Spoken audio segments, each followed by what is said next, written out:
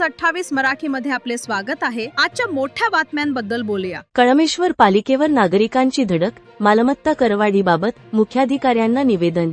कळमेश्वर नगर परिषदेकडून सन 2026 ते 30 पर्यंतच्या फेरमूल्यांकनाच्या अधीन राहून न पण सन 2026-27 चे कर आकारणीनुसार बिले पाठविल्याने शहरवासियांमध्ये एकच खळबळ माजली असून मोठ्या प्रमाणात करण्यात आलेली ही कर वाढ सर्वसामान्य नागरिकांवर अन्याय करणारी असून ती आर्थिकदृष्ट्या असह्य असून तसेच ही वाढ 4 ते 5 पट असल्याचे मत नागरिकांचे आहे।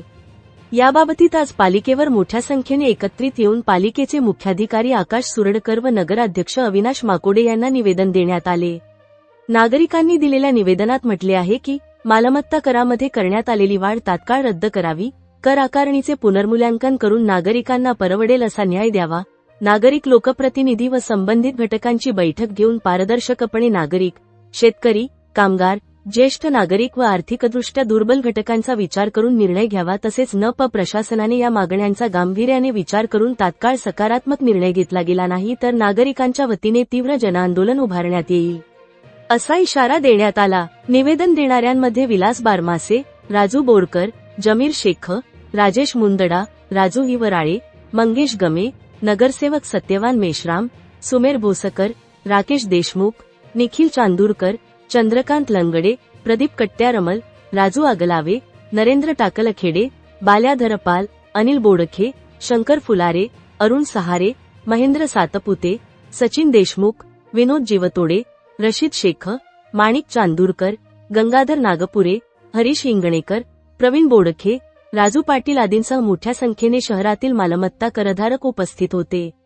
प्रतिनिधी इशिका धार्मिक, नागपूर ग्रामीण रिपोर्टर मंगेश गमे, कळमेश्वर रिपोर्टर।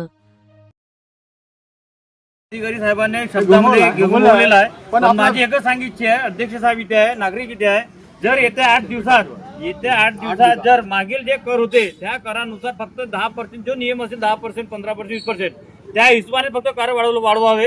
ते मागील चार रेजिमचे म्हणजे 12 पासूनचे जे कर लागले एखादा मध्ये आम्हाला मान्य नाही। जर 8 दिवसात जर निर्णय लागला नाही अध्यक्ष साहेब तर आम्ही हा गेटवर पूर्ण नागरिक हे आमचा शब्द आहे तुम्हाला।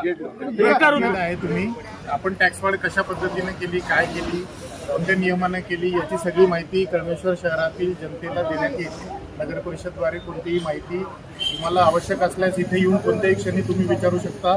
काही ऑब्जेक्शन असल्यास आपण जे डिमांड दिलेले आहे त्याच्यात काही कोणाला हरकती असतील, ऑब्जेक्शन असतील तर नगर परिषदकडे लेखी अर्ज करू शकतात। त्यानंतर आपण त्याच्यावर सुनावणी घेऊन जे काय योग्य निर्णय असेल तो आपण घेऊ। थँक्यू।